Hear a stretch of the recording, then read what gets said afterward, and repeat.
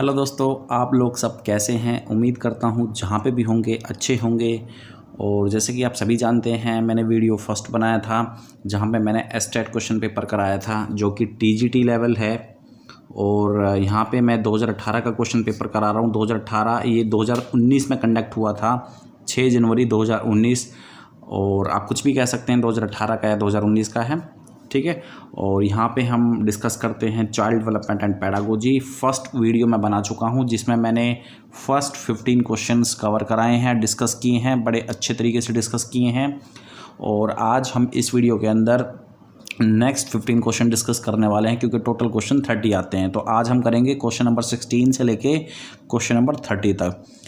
तो अगर आप इस चैनल पर नए हैं तो सब्सक्राइब ज़रूर करें, और साथ में जो प्यार की घंटी दिखाई दे रही है तो उसको भी आप बजा दें, क्योंकि जब जब आप घंटी बजाते हैं तो आपको इन एडवांस एक नोटिफिकेशन मिल जाएगा। नॉट इन एडवांस, लेकिन जब जब मैं अपलोड करूंगा वीडियो तो आपको उसका नोटिफिकेशन मिल जाएगा, ठीक है।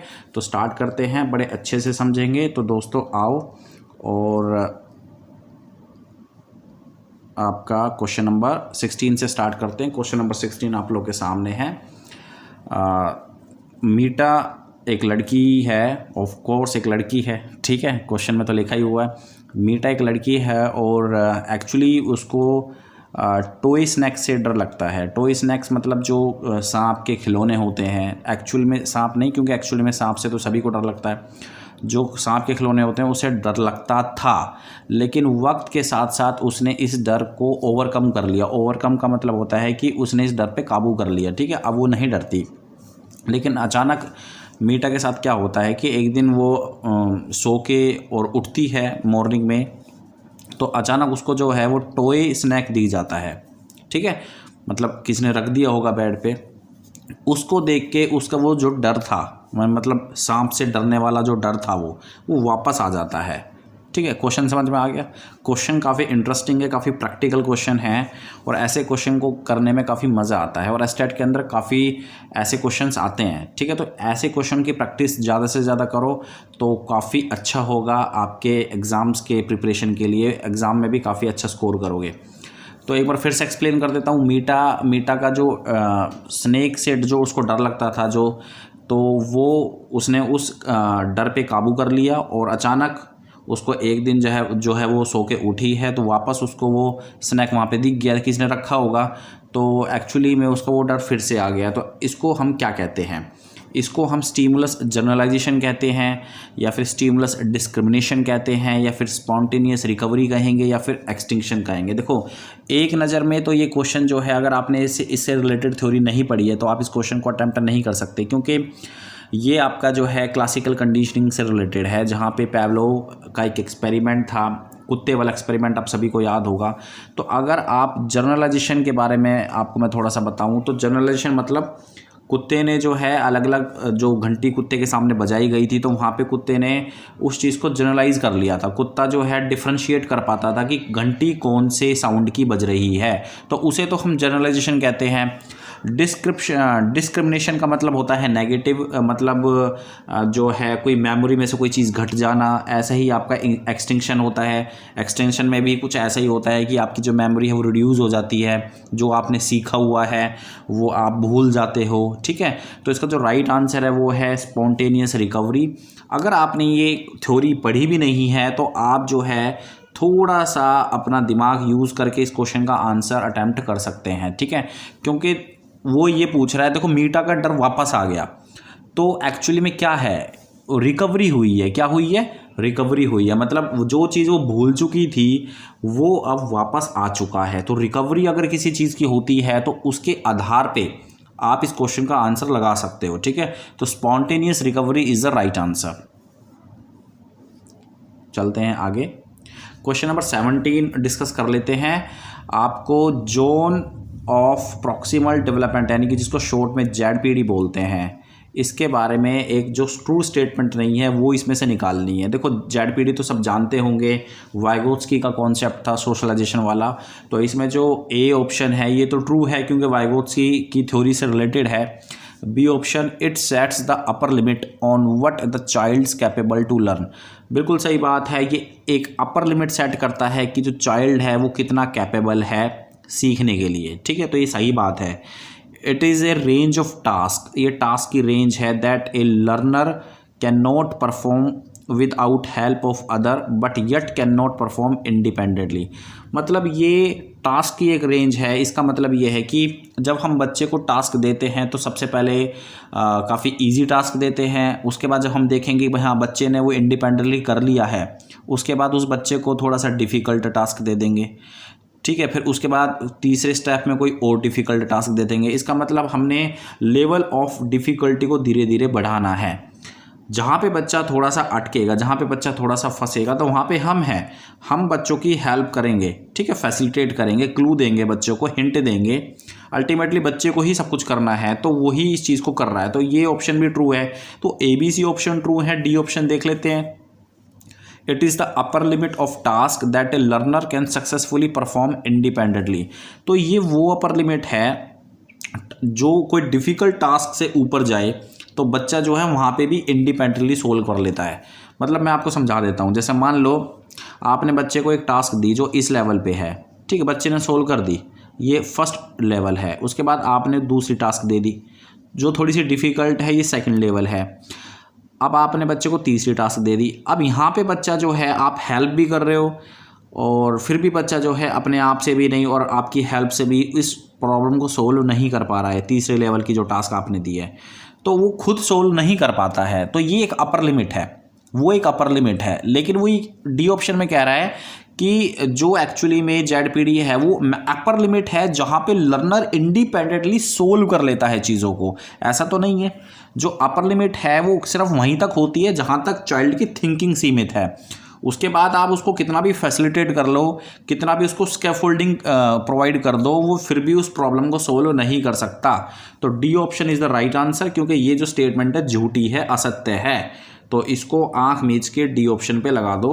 मैं काफ़ी कोशिश मेरी रहती है कि आपको सारे ऑप्शंस अच्छे से मैं क्लियर करूं, ठीक है। तो it's not about time, I am not looking for time कि भाई हाँ टाइम एक वीडियो में बनने में बहुत ज़्यादा टाइम लग जाता है, इतना टाइम नहीं होता है। थोड़ा बहुत आपको एक्सप्लेनेशन के साथ जाना पड़ेगा, सीखना पड़ेगा, ठीक है। उसके बाद क्वेश्चन नंबर 18 की बात कर लेते हैं। Out of the following alternative, देखो 4 अल्टरनेटिव दिए हैं, which one not comes under process in socialization. तो इनमें से कौन सा अल्टरनेटिव झूठ है, असत्य है। तो भैया देखो एस्टेट वालों ने तो बिल्कुल कसम उठा ली है। हर क्वेश्चन पेपर में वो नोट वाले क्वेश्चन, मतलब 30 क्वेश्चन में से कम मैंने देखे 20 क्वेश्चन तो ऐसे आते हैं जो नोट वाले हों, ठीक है। तो ऐसे क्वेश्चन की ज़्यादा से ज़्यादा प्रैक्टिस करो, और मैं क्वेश्चन लेके भी ऐसे ही आता हूँ कि ज़्यादा से ज़्यादा आपकी प्रैक्टिस हो। तो back to the question, out of the following alternative which one not comes under process in socialization. मतलब सोशलाइजेशन की कौन सी प्रोसेस नहीं है। तो पहला option learning to behave in socially approved way, बिल्कुल सही बात है, ठीक है। प्लेइंग अप्रूव्ड सोशल रोल, बच्चा जो है मतलब बाहर जाके दूसरे बच्चों के साथ खेलता है, प्ले करता है, तो वो भी एक सोशलाइजेशन है। डेवलपमेंट ऑफ सोशल एटीट्यूड, ये भी एक सोशलाइजेशन का ही प्रोडक्ट है।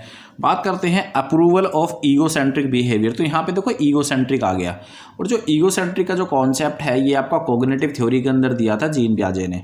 तो एक्चुअली में हम ये देखते हैं सोशलाइजेशन के अंदर ये जो ईगोसेंट्रिक है ये फैक्टर जो है डेवलप नहीं हो पाता है जब किसी बच्चे का समाजीकरण होता है। तो ईगोसेंट्रिक वाला जो ये स्टेटमेंट है, ये जो ऑप्शन है दैट इज़ नॉट ट्रू, ठीक है। तो option D is the right answer. उसके बाद बात करते हैं क्वेश्चन नंबर 19। देखो कितना इंटरेस्टिंग क्वेश्चन है क्वेश्चन नंबर 19। देखो इतना मस्त एक्सप्लेनेशन दूंगा मैं आपको कि आपका सारा कॉन्सेप्ट क्लियर हो जाएगा, तो ध्यान से देखना। Presentation of an unpleasant stimulus, presentation of the unpleasant stimulus to decrease the occurrence of a response is known as. अब मैं आपको बताता हूँ सबसे पहले अनप्लीजेंट स्टिमुलस क्या होता है। देखो अनप्लीजेंट मतलब होता है जिससे आप प्यार ना करो, लड़की का मामला नहीं है, ध्यान रखना, ठीक है। जिससे आप प्यार ना करो, ऐसा ऑब्जेक्ट, ऐसा अवार्ड जिससे अभी आप प्यार ना करो। जैसे सपोज करो, जैसे अभी एक क्वेश्चन आया था मीठा वाला, याद है आपको मीठा वाला, टॉय स्नैक। अब जो टॉय स्नैक है उसे कौन प्यार करेगा, उससे तो डरती है वो, ठीक है। जैसे हमारे घर में भी एक बच्चा है, अब वो बच्चा ज़्यादा शरारत करने लग जाता है तो मैं उसको कहता हूँ कि रुक जा, तेरे को भूत के पास लेके जाता हूँ। तो भूत उसके लिए क्या है, अनप्लीजेंट ऑब्जेक्ट है। अनप्लीजेंट स्टिमुलस भी आप कह सकते हैं, उद्दीपक, स्टिमुलस का मतलब होता है उद्दीपक, जिसको देख के बच्चे को डर लगे, ठीक है। अब जो अनप्लीजेंट स्टिमुलस है ये अकरेंस ऑफ रिस्पॉन्स को डिक्रीज करता है, तो उस चीज़ को क्या कहते हैं? Positive reinforcement, negative reinforcement, punishment या फिर मोटिवेटर। देखो हर हालत में अगर आप मोटिवेटर पे निशान लगा रहे हो तो आप बहुत बड़ी गलती कर रहे हो, मोटिवेटर तो बिल्कुल भी नहीं है, ठीक है। तो आपको फिर सीडीपी अच्छे से पढ़ने की ज़रूरत है अगर आप मोटिवेटर पे निशान लगा रहे हो, ठीक है। बात करते हैं पॉजिटिव रीइंफोर्समेंट में, तो मेरे प्यारे प्यारे बच्चों पॉजिटिव रीइंफोर्समेंट भी ये किसी भी एंगल से नहीं है, ठीक है। रीइंफोर्समेंट मैंने कल आपको समझाया था, आप मेरी प्रीवियस वीडियो भी देख लेना। रीइंफोर्समेंट होता है जहाँ पे बच्चे को कुछ उसका प्रिय ऑब्जेक्ट मिले, जैसे मान लो आप अच्छी पढ़ाई पढ़ रहे हो तो आपके घर वालों ने कह दिया कि बेटा मैं आपको एक मोबाइल दिला के दूंगा, मतलब एक एप्पल का मोबाइल दूंगा, एक एप्पल के पीछे तो सारी दुनिया पागल है, तो अब बच्चा कहेगा यार मेरे को तो एप्पल का मोबाइल मिल रहा है, तो वो ऑब्जेक्ट उसके लिए क्या है? प्लीजेंट ऑब्जेक्ट है, जिसको वो प्यार करता है, वो उसको एज ए रिवॉर्ड मिल रहा है, that is positive reinforcement. Negative reinforcement में जो प्रिय ऑब्जेक्ट होता है वो वापस ले लिया जाता है, मतलब टेक अवे। यहाँ पे आप लिख सकते हो अपने नोट्स में, टेक अवे मतलब दूर ले लिया जाता है। आई बात समझ में?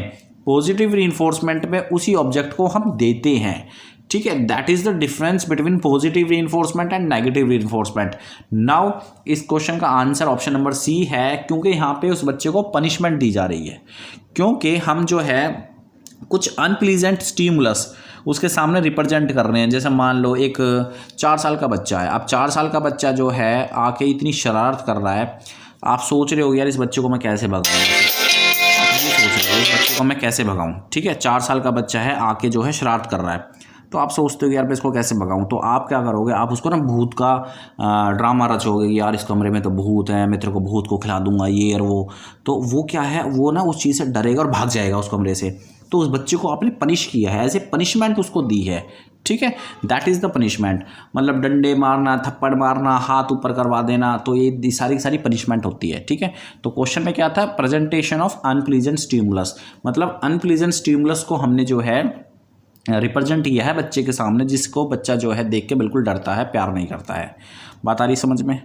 इतना झिला हूँ इस क्वेश्चन को एक्सप्लेन करने के लिए जिसकी कोई हद नहीं है, ठीक है।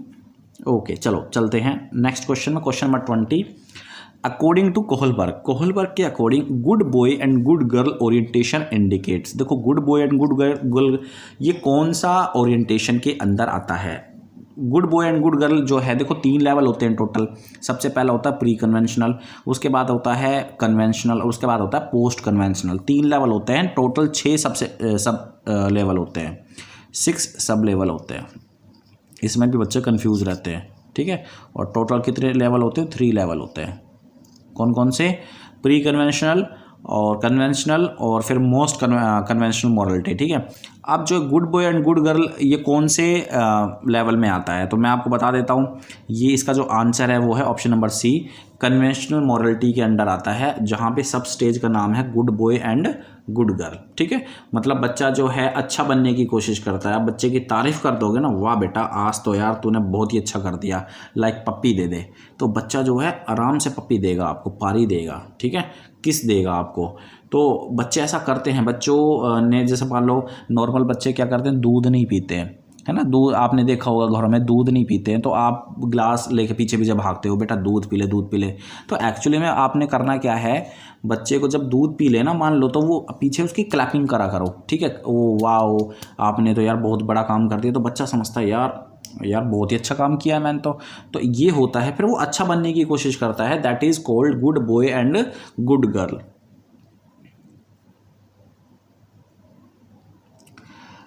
चलते हैं भैया आगे आ गया क्वेश्चन नंबर, आजा भाई आजा, 21 आप लोग के सामने है। Which of the following system contains parents work place, ठीक है। देखो कितना इंटरेस्टिंग क्वेश्चन है। Parents work place as per the Bronfenbrenner's ecological theory. देखो ब्रोन-फेन-बर्नर की एक इकोलॉजिकल थ्योरी होती है, उसके अंदर पेरेंट्स वर्क प्लेस का डिस्कशन किया गया है, तो वो एक्चुअली में कौन सी स्टेज के अंदर आता है, ठीक है, आपको जस्ट ये पता करना है। तो देखो पेरेंट्स वर्क प्लेस मतलब इकोलॉजिकल थ्योरी होती क्या है कि जो हमारा एनवायरनमेंट है वो बच्चों के डेवलपमेंट में, बच्चे के डेवलपमेंट को इन्फ्लुएंस करता है, प्रभावित करता है, जो हमारा आसपास का वातावरण है। अब इसमें काफ़ी सारी स्टेजेस दी हैं, लेवल दिए हैं, जैसे micro system, macro system, meso system, exo system, तो ये सारे हैं। अगर इससे रिलेटेड ब्रोन-फेन-बर्नर की थ्योरी से बहुत इंपॉर्टेंट है, स्टेट में हमेशा 1 नंबर का क्वेश्चन आता है यहाँ से। अगर इससे रिलेटेड अगर आपको पढ़ना है, टॉपिक चाहिए, तो यूट्यूब चैनल पर अवेलेबल है, आप देख सकते हैं प्लेलिस्ट में से निकाल के। और इसका तो कोई इतना सिंपल मैं आपको आंसर बता दूंगा, पेरेंट्स वर्क प्लेस। अब देखो पेरेंट्स वर्क प्लेस क्या है, एक्सटर्नल सिस्टम है, बाहरी सिस्टम है, एक ऐसा सिस्टम है जो घर के अंदर नहीं है, जो आसपास रिलेटिव में नहीं है, रिलेशन में नहीं है, बाहर है। पेरेंट्स का जो वर्क स्टेशन होता है वो कहाँ होता है, बाहर ही तो होता है, बाहर लाइफ में तो होता है। तो एक्चुअली में जो ये सिस्टम है ये एक्सो सिस्टम की बात करता है यहाँ पे। एक्सो, एक्सो का मतलब होता है एक्सटर्नल, ठीक है। उम्मीद करता हूँ कि आपको ये चीज़ समझ में आ गई है, ठीक है। क्वेश्चन नंबर 22 देख लेते हैं, which of the following statement is not correct. देखो अगेन इनमें से कौन सी स्टेटमेंट करेक्ट नहीं है। Intellectual disability, learning disability are not same, बिल्कुल करेक्ट स्टेटमेंट है, सेम नहीं है। इंटेलेक्चुअल डिसेबिलिटी अलग होती है, लर्निंग डिसेबिलिटी अलग होती है। A child with learning disability essentially has an IQ score less than 70, ये बिल्कुल गलत बात है, ये इसमें बिल्कुल ट्रू नहीं है कि जो एक चाइल्ड के अंदर लर्निंग डिसेबिलिटी होती है और उसका जो IQ लेवल है वो 70 से नीचे ही नीचे होगा, तो ये बिल्कुल मतलब ज़रूरी नहीं है। ऐसे बच्चे भी हमने देखे हैं जिनके अंदर लर्निंग डिसेबिलिटी होती है लेकिन उनका IQ 100 होता है, एवरेज होता है, 70 से ज़्यादा होता है। तो ज़रूरी नहीं है जो बच्चे लर्निंग डिसेबल हैं, जैसे मान लो 100 बच्चे हैं लर्निंग डिसेबल है, उनके अंदर कोई ना कोई लर्निंग डिसेबिलिटी बसी हुई है, किसी के अंदर डिस्कैल्कुलिया है, किसी के अंदर ऑटिज्म है, तो उन सभी बच्चों का यानी कि 100 के 100 बच्चों का जो IQ लेवल है वो 70 से नीचे आएगा। That is not confirm, that is not sure, ठीक है। तो इसका जो राइट आंसर है वो B है, बाकी देख लेना COD भी ट्रू स्टेटमेंट है। चलो तो भैया आगे चलते हैं। द असेसमेंट डन ड्यूरिंग और before instruction is known as. देखो कितना सिंपल सा क्वेश्चन है, एक ऐसा असेसमेंट जो किसी भी इंस्ट्रक्शन के से पहले या फिर किसी भी इंस्ट्रक्शन के दौरान घटित होता है, तो उसको हम क्या कहते हैं। तो इसका जो राइट आंसर है वो है फॉर्मेटिव असेसमेंट। फॉर्मेटिव असेसमेंट एक ऐसा असेसमेंट है जो कि पढ़ाई के दौरान लिया जाता है। जैसे स्कूल में अगर आप टीचर हो, आपने अब आप बच्चों को टीच करते हो, तो देखो FA होते हैं ना, FA बोलते हैं शॉर्ट में हम इन्हें। FA का फुल फॉर्म होता है फॉर्मेटिव असेसमेंट, कि भाई नेक्स्ट वीक 2nd FA है, 3rd वीक 4th FA है, इस तरीके से होता है। तो ये हम पढ़ाई के दौरान ही तो लेते हैं ना, पढ़ाई के दौरान मतलब अधिगम के लिए जो मूल्यांकन होता है, असेसमेंट होता है, उसे हम फॉर्मेटिव असेसमेंट कहते हैं। बाकी जो समेटिव असेसमेंट होता है वो तो पढ़ाई के एंड में होता है, अधिगम का असेसमेंट होता है, ठीक है, समेटिव असेसमेंट, ठीक है। जैसे मान लो एक एग्जांपल अगर मैं आपको दूं कि भाई एक जो है कुक है और वो खाना बना रहा होता है, खाना बनाने के साथ साथ वो चखता है अपने खाने को चखता है, टेस्ट करके देखता है, तो ये कौन सा असेसमेंट है। तो एक्चुअली में फॉर्मेटिव असेसमेंट है, क्योंकि खाना बन रहा है और खाना बन नहीं चुका, खाना बन रहा है, ठीक है। तो खाना बनने के दौरान, प्रोसेस के दौरान, ड्यूरिंग द प्रोसेस जो असेसमेंट होता है उसे कहते हैं फॉर्मेटिव असेसमेंट। उसके बाद autism was first describe by. जो ऑटिज्म होता है उसको सबसे पहले किसने डिस्क्राइब किया था, तो उसको डिस्क्राइब किया था बच्चों लियो कैनर ने, ठीक है, ये नोट कर लेना अपना, लियो कैनर ने। बाकी स्किनर आपके बिहेवियरिस्ट थे, वॉटसन भी आपके बिहेवियरिस्ट थे, सैमुअल क्रिक आपके जो है उन्होंने दूसरे फील्ड में जो है अपनी स्टडी करी थी, लियो कैनर इसका आंसर है। Question number 25, during the development period of foetus had is well developed before his legs. मतलब जो फोइटस का पीरियड होता है, मतलब पेट के अंदर जो बच्चा होता है, गर्भ के अंदर जो बच्चा होता है, उसका सबसे पहले हेड डेवलप होता है, उसके बाद उसकी लेग डेवलप होता है। तो कौन सा डायरेक्शन है मतलब डेवलपमेंट का कौन सा डायरेक्शन ये शो करता है यहाँ पे, कि सबसे पहले हेड डेवलप हो रहा है, सबसे पहले बच्चे का क्या हो रहा है, हेड डेवलप हो रहा है, उसके बाद बच्चे की लेग से डेवलप हो रही है। तो मतलब हेड टू टो की बात हो रही है, टॉप टू बॉटम की बात हो रही है। तो ये क्वेश्चन, ये जो आंसर है ये है स्फेलोकोडल। प्रॉक्सिमो डिस्टल तो होता है आपका मतलब सेंटर टू पेरीपेरी, मतलब सेंटर से आउटरवर्ड की तरफ। पहले चेस्ट डेवलप होगी, उसके बाद आर्म डेवलप होगी, आर्म के बाद हैंड के बाद फिंगर के बाद फिंगर टिप, ये सारा होता है। तो इस क्वेश्चन का जो आंसर है वो स्फेलोकोडल, ऊपर से नीचे तक का ये डेवलपमेंट है। आप नोट भी कर सकते हो, बहुत ही इंपॉर्टेंट है, कई बार पेपर में आता है ये क्वेश्चन। उसके बाद विच of the following is not a process of cognitive, इनमें से कौन सी प्रोसेस जो है कॉग्निटिव से रिलेटेड नहीं है।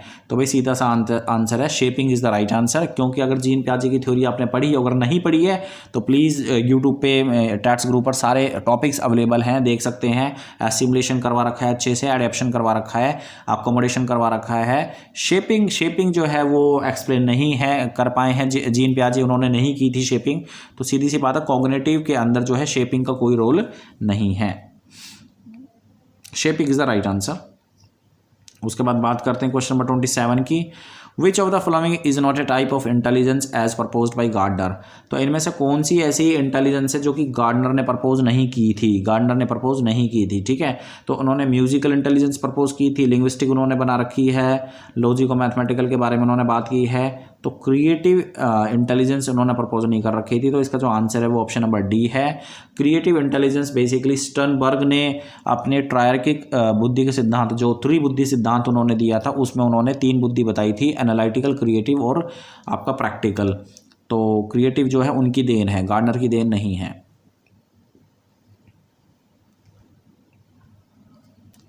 Question number 28, which of the following is not a related to the classical conditioning experiment, तो इनमें से आपको एक ऐसा ऑप्शन बताना है जो कि क्लासिकल कंडीशनिंग से रिलेटेड नहीं है। तो extinction, spontaneous recovery, stimulus discrimination, answer है आपका शेपिंग, ठीक है। शेपिंग जो है वो डिस्कस नहीं हुई है क्लासिकल कंडीशनिंग के अंदर। क्लासिकल कंडीशनिंग से रिलेटेड अगर आपको जो है टॉपिक्स चाहिए तो वो भी मेरे यूट्यूब चैनल पर बने हुए हैं, आप उनको भी देख सकते हैं। क्लासिकल कंडीशनिंग वही पैवलोव का जो कुत्ते वाला एक्सपेरिमेंट उन्होंने किया था, उन्होंने कुत्ते को एक पिंजरे में बंद कर दिया था और कुत्ते के सामने जो है उन्होंने घंटी बजाई थी, और जब वो घंटी बजाते थे तो खाना रखते थे। तो एक्चुअली में जैसे कुत्ता जो है घंटी सुनता था और खाने को देखता था, जैसे ही कुत्ता जो है घंटी सुनता था तो कुत्ते के मुंह में जो सलाइवा बन जाता था। तो ये एक प्रकार का जो है आपका क्या है, स्टिमुलस को देख के एक प्रकार का रिफ्लेक्स एक्शन है जो कि कुत्ता अपने मुंह के अंदर प्रोड्यूस करता था एज ए सलाइवा की फॉर्म में, ठीक है। तो एक्सटिंक्शन एक्सप्लेन किया हुआ है पैवलोव ने, रिकवरी एक्सप्लेन की हुई है, डिस्क्रिमिनेशन एक्सप्लेन्ड है, लेकिन शेपिंग के बारे में उन्होंने बात नहीं की थी। उसके बाद क्वेश्चन नंबर 29 देख लेते हैं। A mother gently strokes her infant, मतलब एक मदर है वो एक्चुअली जो ब्रेस्ट फीडिंग करते हैं, बच्चों को दूध पिलाने का जो कार्य होता है, उससे पहले बच्चे के जो फोरहेड पे वो थपथपाती है। मतलब ब्रेस्ट फीडिंग से पहले बच्चे के फोरहेड पे वो मदर जो है थपथपाती है। तो वो क्या ऑब्जर्व करती है कि बच्चा जो है एक्टिवली शकिंग कर रहा है, मतलब अच्छे से शक कर रहा है, ठीक है, ब्रेस्ट को। तो एक्चुअली में जो ये बिहेवियर है ये क्या एक्सप्लेन कर रहा है, ट्रायल एंड एरर लर्निंग। तो ना यहाँ पे कोई ट्रायल की बात हो रही है, ना यहाँ पे कोई एरर की बात हो रही है, और सोशल लर्निंग की यहाँ पे कोई बात नहीं हो रही है। तो इसका जो आंसर है वो है क्लासिकल कंडीशनिंग।